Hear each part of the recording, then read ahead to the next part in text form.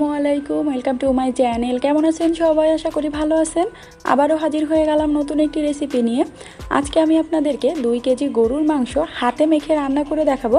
আর হাতে মাখার গরুর মাংসর কিন্তু স্বাদটাই আলাদা। চলুন তাহলে মজাদার হাতে মাখা গরুর মাংসের রেসিপি কিভাবে তৈরি করতে হয় তার পুরো প্রস্তুত প্রণালী দেখে আসি।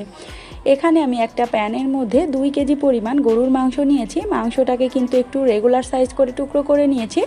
তারপরে এটাকে খুব ভালোভাবে ধুয়ে পরিষ্কার করে নিয়েছি। এখন 2 কেজি গরুর মাংসের জন্য আমি এখানে দিয়ে দিলাম 2 কাপ পরিমাণ পেঁয়াজ কুচি, দিয়ে দিলাম এখানে 3 টেবিল চামচ পরিমাণ রসুন বাটা, দিয়ে দিলাম এখানে 2 টেবিল চামচ পরিমাণ আদা বাটা, দিয়ে দিলাম 1 টেবিল চামচ পরিমাণ লবণ, 1.5 টেবিল চামচ পরিমাণ দিয়ে দিলাম হলুদের গুঁড়া,